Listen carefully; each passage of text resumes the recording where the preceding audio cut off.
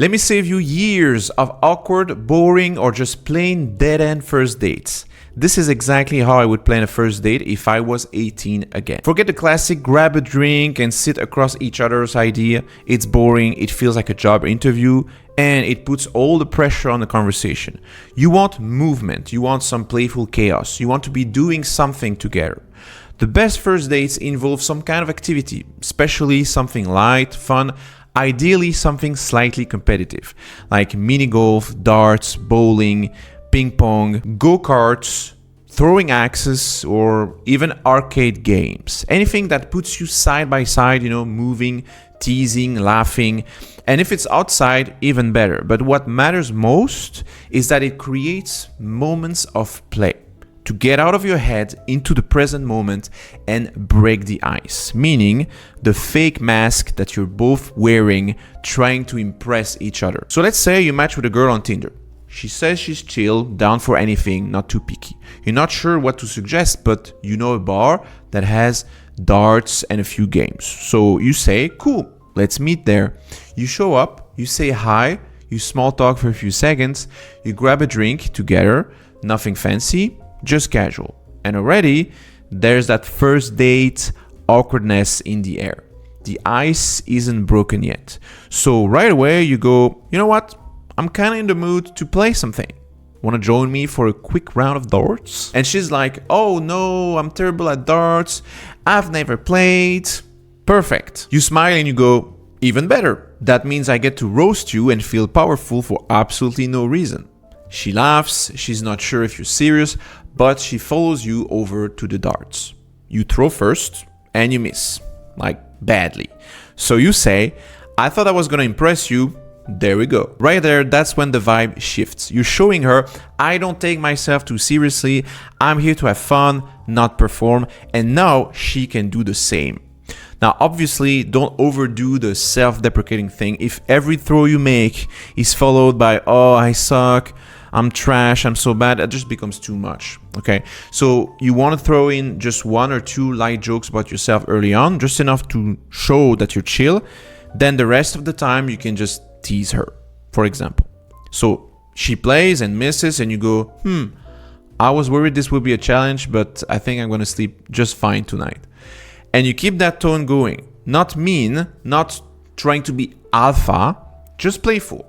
If she hits a good one, you give her props. If she fails, you smile and go, that one's going in the highlight reels for sure. You're creating fun in the first 15 minutes, not just answering the same boring questions. Once the activity is done, you're probably both getting a little thirsty, maybe a bit hungry, like me, by the way. Cheers. So this is the perfect time to transition into something more chill, like grabbing a bite or continuing the drinks, just sitting.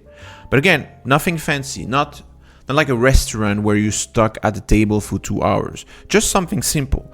A food truck, some fries, a burrito, whatever floats your boat, okay? The goal here isn't to switch into serious conversation mode. You're still just hanging out, but now the vibe is a little bit more relaxed, a bit more real.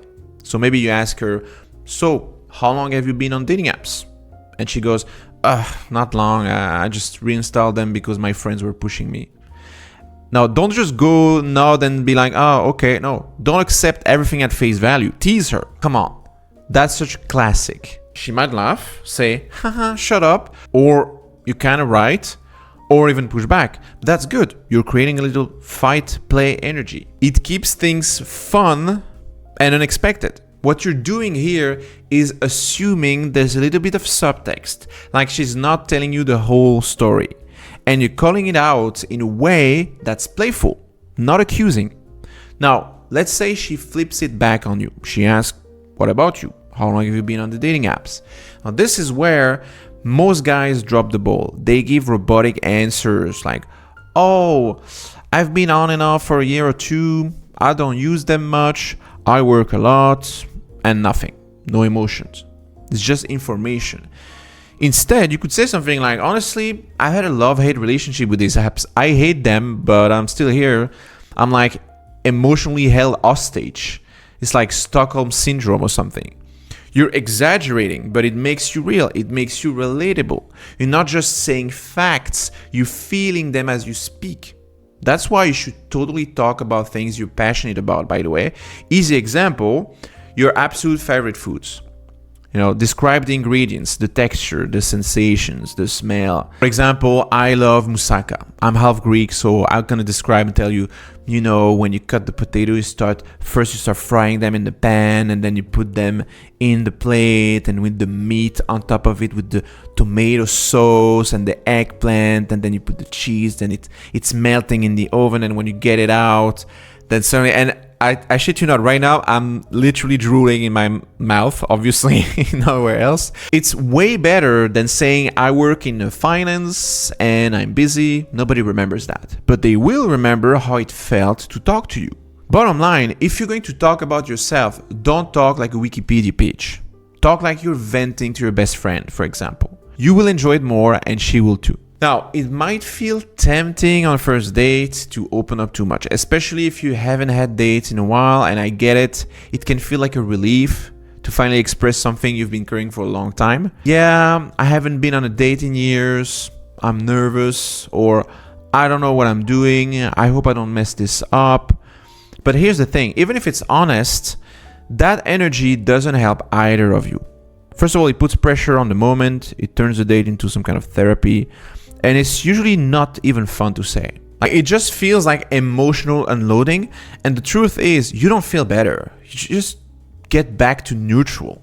So instead, talk about the things you like, or the things that bother you, your opinions, your quirks, whatever, but say things that feel good to express, not just things that help you let off steam. One last thing, don't fear the silence. You don't need to constantly talk, fill every gap, or perform for her.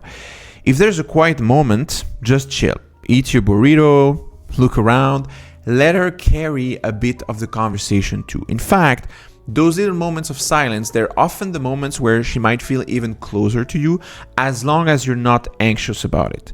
Same principle as in the beginning. If you're fine with imperfection, she'll feel safe being imperfect too. And the irony is, the less pressure you feel, the more she will want to keep the conversation going. Here's the big idea. Don't try to impress. Don't try to prove anything. Don't try to be cool. Just build the kind of first date you would genuinely enjoy. Invite her into your world, because the women who vibe with that are the women who will vibe with you. And if some girls don't like it, perfect. They filter themselves out, which means you're one step closer to someone who actually fits you.